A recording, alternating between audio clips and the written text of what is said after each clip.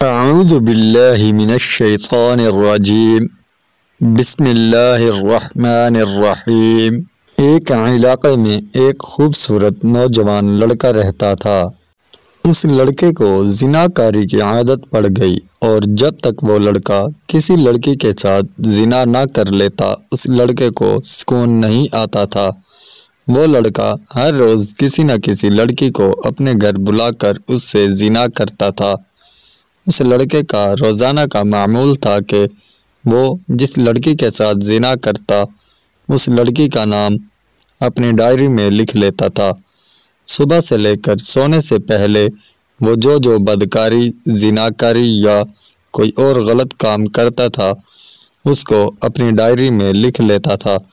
ایک دن وہ لڑکا اپنی ڈائری کھول کر بیٹھا تھا کہ اس کے دروازے پر دستک ہوئی۔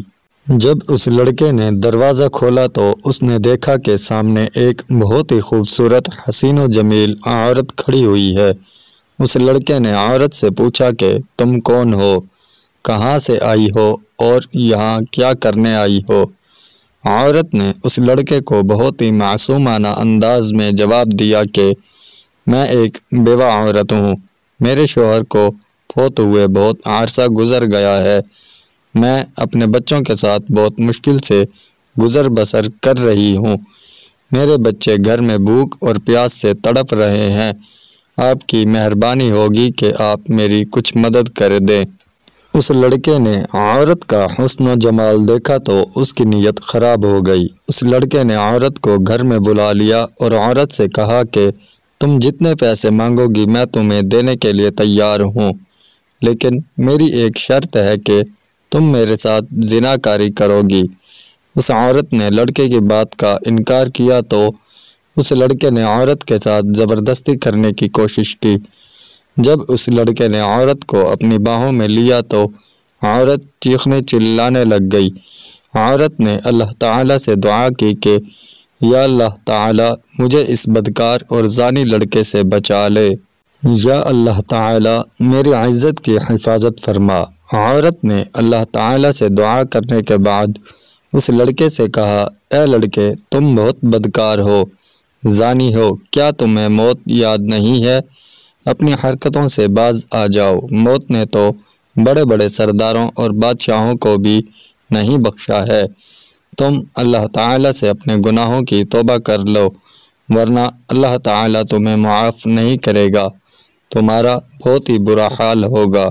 تمہارا کیا خیال ہے کہ تمہیں اس بند کمرے میں بدکاری کرتے کوئی نہیں دیکھے گا؟ بے شک اللہ تعالیٰ ہر جگہ موجود ہے۔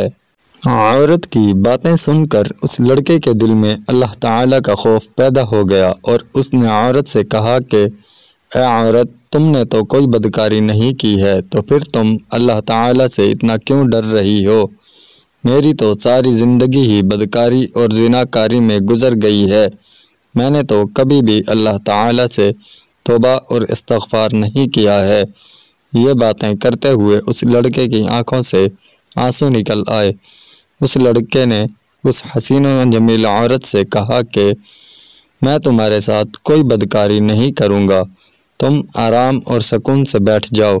اس لڑکے نے اس عورت کو کھانے پینے کی چیزیں اور کچھ پیسے دے کر بھیج دیا اور اس حسین و جمیل عورت سے کہا کہ اپنے بچوں سے کہنا کہ وہ میرے لیے دعا کریں کہ اللہ تعالیٰ میرے گناہوں کو معاف فرما دے، آج کے بعد میں بھی کبھی بدکاری اور زناکاری نہیں کروں گا۔ اس عورت نے جاتے ہوئے اس لڑکے کو بہت دعائیں دی کہ اللہ تعالیٰ تمہارے سب گناہوں کو معاف فرما دے، اللہ تعالیٰ تم پر اپنا رحم و کرم فرمائے اور جب تمہاری موت آئے تو اللہ تعالیٰ کا ذکر کرتے ہوئے آئے اور تم پکے سچے مومن ہو کر مرو۔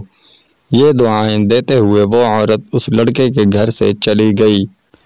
جب عورت اس لڑکے کے گھر سے چلی گئی تو اس لڑکے کو خیال آیا کہ میں نے اپنی زندگی کا یہ سب سے نیک کام کیا ہے اور اب میں اپنی ڈائری میں اپنے برے کاموں کو مٹا کر نیک اعمال لکھا کروں۔ چنانچہ اس نے ڈائری پہ یہ کام لکھنے کے لیے ڈائری کو کھول کر دیکھا تو دیکھ کر حیران رہ گیا کہ ڈائری بالکل صاف تھی، اس میں کچھ بھی نہیں لکھا ہوا تھا۔ اللہ تعالیٰ نے اس بیوہ عورت کے دعاؤں سے اس لڑکے کے سب گناہوں کو معاف فرما دیا تھا۔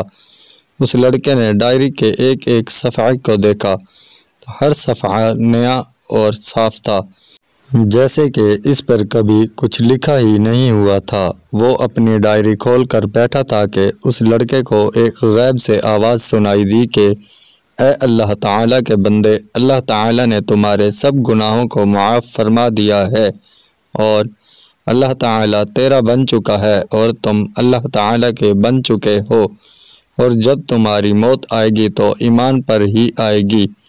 اس دن کے بعد وہ لڑکا ہر وقت اللہ تعالیٰ کی عبادت کرنے میں مصروف رہتا تھا۔